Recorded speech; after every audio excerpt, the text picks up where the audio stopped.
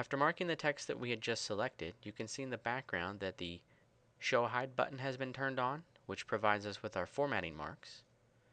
And just after the text we had selected, Case Map Fundamentals, you can see a field code bracket along with the field code that Word 2010 provides for us automatically by using the Table of Contents entry marking box. Again, you would repeat this process for all of the items that need to be marked, assigning appropriate levels and continuing to mark as you go. The nice thing about it is you don't need to close the little dialog box.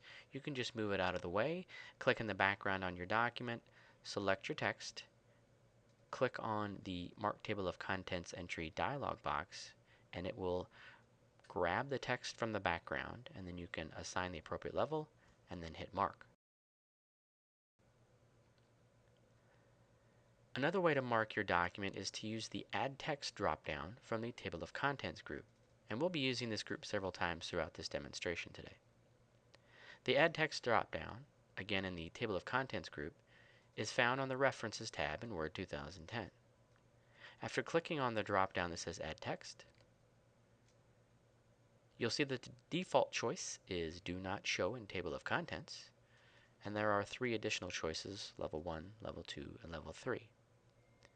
It should all start to sound familiar now because this is similar to the level concept that we saw with the Mark Table of Contents entry dialog box on the previous screen. So in this example, we had text over on the right, and we assigned it level 1.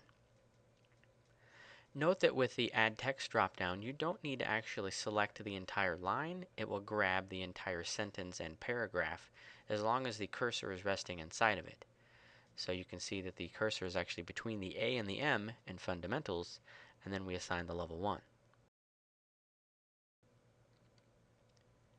A final way to mark your document is using a concept called styles.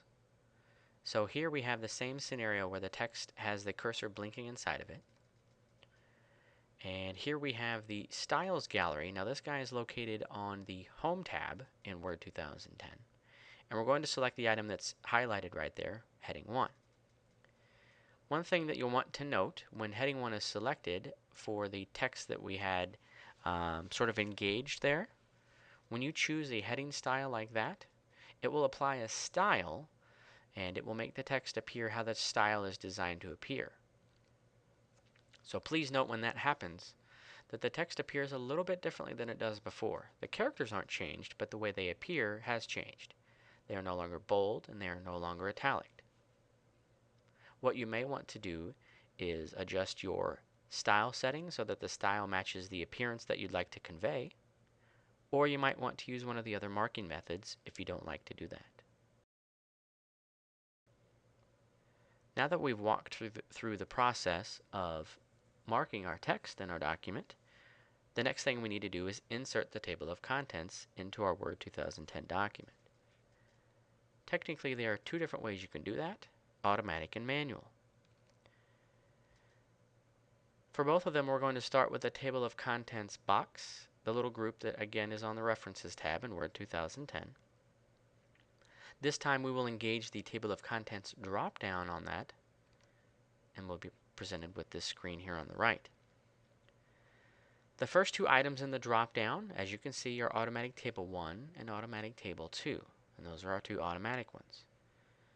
The main difference between the 2 is the header for the table, with the first one being Contents and the second one being Table of Contents. So that might be more of a matter of opinion or personal preference as far as the one that you choose over the other. And here's an example of what that looks like. You'll see that it just says Contents. We have the items from the document labeled, and then after the dot leaders we have the associated page numbers. Further down in the drop down is a manual table choice, and it is very manual. It does provide you with the header that says Table of Contents, but as you can see, it makes no assumptions and it actually requires no marking on your part. So if you don't want to go through and mark all of the text, you can insert a manual table with this drop down that we're reviewing, and you can manually enter all of the chapter titles and associated levels, and then make sure that you adjust the page numbers accordingly on the right side of the screen. The third method is sort of tucked away inside of this last choice here that says Insert Table of Contents.